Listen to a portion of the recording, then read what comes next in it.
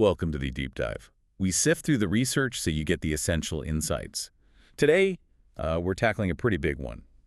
The MON Airdrop from the Monad Foundation. We're going into the details, sure, but also the thinking behind it as their mainnet gets closer. Yeah, and what jumps out right away from the sources is this isn't your typical spray and pray airdrop. It's really targeted, very high rigor distribution. They're aiming to get tokens into the hands of people who, as they put it, eat, sleep, and breathe crypto. So who are we talking about numbers-wise? Well, it's about 5,500 dedicated Monad community members, but also, interestingly, almost 225,000 people from the broader crypto world. So a mix of core supporters and wider ecosystem players. Okay, that's quite a spread. Before we get into the why and how, let's cover the crucial practical stuff for anyone listening who thinks they might be eligible. Safety first. Absolutely. This is super important. The only place to claim is https://claim.monad.xyz. Seriously, only that URL. Yeah, the sources really hammer this home. The potential reward here is significant, which means inevitably scammers are going to be all over it. Just assume any other site, any DM, anything else. It's probably a phishing attempt trying to drain your wallet. Exactly. Be paranoid in a good way.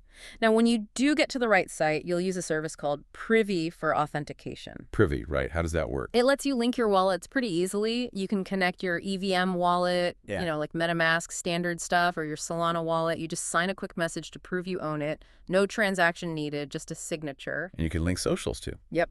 Twitter, Discord, Telegram, Farcaster, even email. Gives people different ways to verify who they are. Okay, and here's maybe the best part for avoiding stress. The claim window is open until November 3rd, 2025. So like a whole year. Right. There is absolutely no advantage to rushing in and claiming on day one.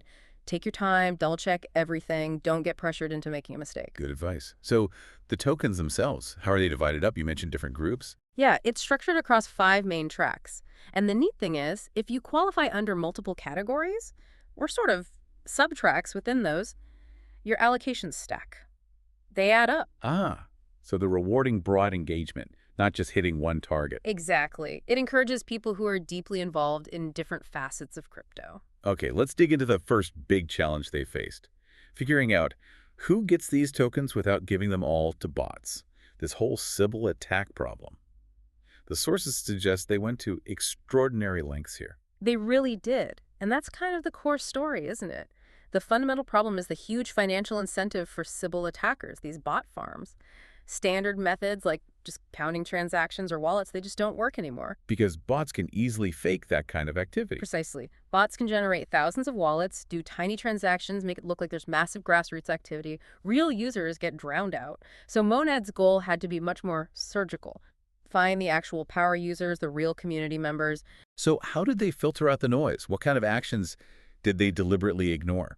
Well, they actively avoided rewarding easily bottable stuff, like, making tons of tiny swaps just to inflate your transaction count. Yeah. Anything repetitive, low value, low effort, that was largely disregarded because it doesn't show real commitment. Okay, so if simple transaction counts are out, what do they look for? What signals genuine commitment in their eyes? They had to focus on things that are much harder or much more expensive to fake. Things that require sustained effort, either capital commitment or social commitment. On-chain and off-chain? Both. On-chain, they looked for serious usage of major DeFi protocols, especially things where you had to contribute significant capital and leave it there for a while. Also, high-volume DX traders, people holding valuable, established NFT collections, real skin in the game. And off-chain? Off-chain, it shifted more towards verified social identity, your reputation on platforms like Twitter or Farcaster, participation in Web3 communities, maybe educational groups, contributions to security research or public goods, things a bot farm can't easily replicate authentically. That sounds computationally intensive, but also like it needs a human touch. How did they manage that? Did they use AI, manual review? It was a mix. They did bring in help. Trusta AI was mentioned specifically for identifying sybil patterns in the massive on-chain data set. Finding clusters of wallets that all act identically, which usually indicates a bot. But AI alone wasn't enough. No, because they wanted to identify positive contributions too, not just filter out the bad. That's where their own tools came in, the Monad Community Recognizer and Monad Cards. These were pretty innovative. Okay, tell me more about those. Recognizer and cards. What do they actually do? Think of them as ways to leverage the community's own knowledge. The recognizer let known community members essentially vouch for others they believed were valuable contributors, sort of like nominating people. And the cards. Monad cards took it a step further. They gave these cards basically nomination slots to active, thoughtful people, particularly on Twitter.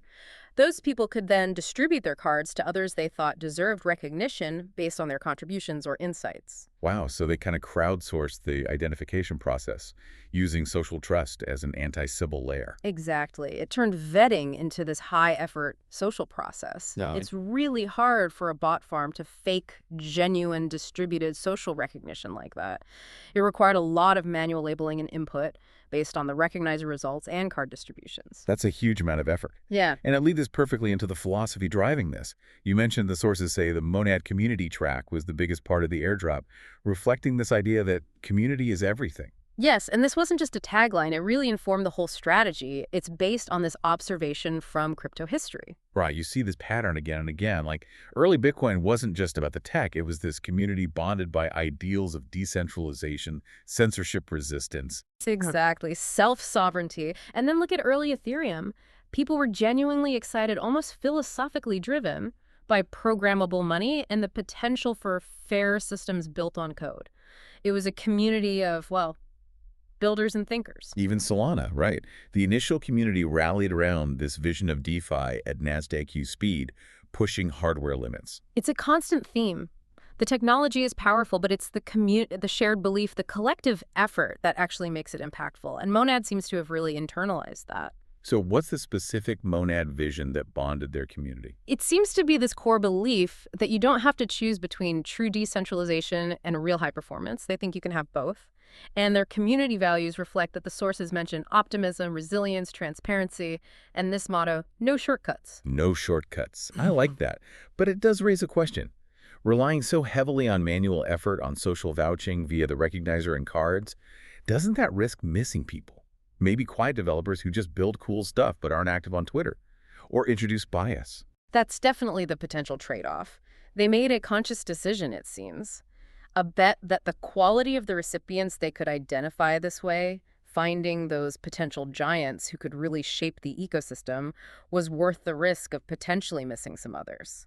The focus was on identifying highly impactful long-term members. And they found this approach worked for finding those key people. Apparently, yes. The sources suggest that many of the strongest contributors did have significant social visibility or were recognized by peers through these tools, making the manual effort more targeted than you might think. It was about finding quality, maybe over just sheer quantity. Okay, I respect the dedication to the principle. So that covers the core community track and the philosophy. How did they apply this thinking to the other 225,000 recipients across the other 4 tracks? Let's get into those mechanics. Right. Let's start with Track A, the on-chain users. This was about rewarding the power users on existing major blockchains, people demonstrating significant activity and, crucially, capital commitment. And they used a specific date, a snapshot. Yeah, September 30th, 2025 at 23.59 UTC. That was the cutoff. And they looked for specific types of high-value activity. Such as? Things like serious DX trading volume, both spot and perpetuals, on platforms like Hyperliquid or within Phantom Wallet.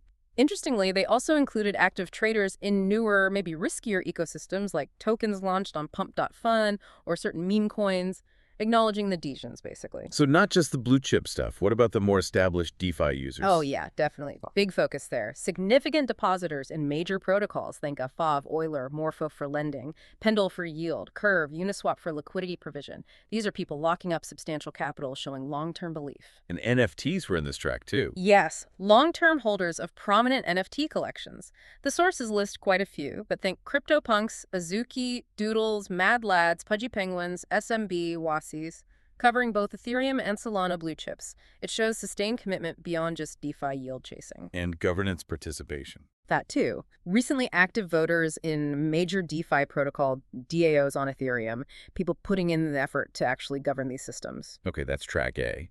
What about track B, the broader crypto community? You mentioned social graphs were key here. Right. This track was heavily influenced by that social graph exploration, trying to reach real active humans beyond just the Monad core. The Monad Cards initiative was huge here. How did the cards play into this specific track?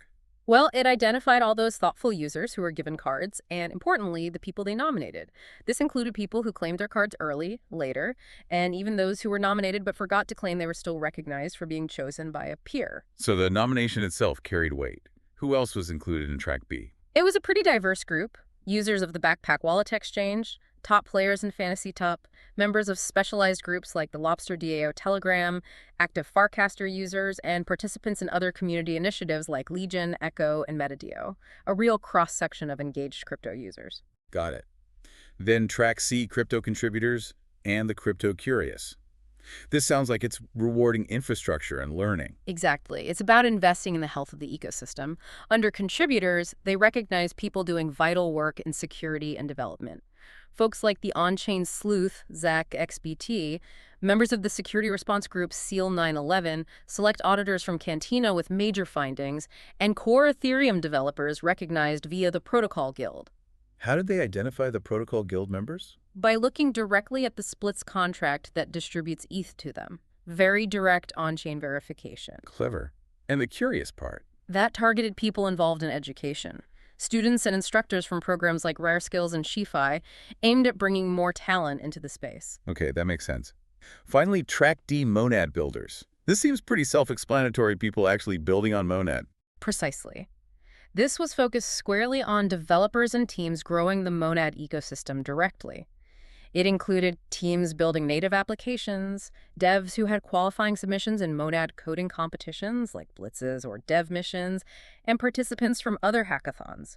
How were these builders selected? Was it automated? Less so here. The emphasis was heavily on manual identification, looking for proof of actual work, and even participation in real-life Monad events. Again, things that are hard for bots or low-effort participants to fake. And there was a key exclusion in this track, right? For the core teams. Yes, and this is important for fairness and decentralization. The sources state very clearly that full-time team members from the Monad Foundation and Category Labs were explicitly prohibited from claiming tokens and were removed from the eligibility list. Keeps the initial distribution focused outward.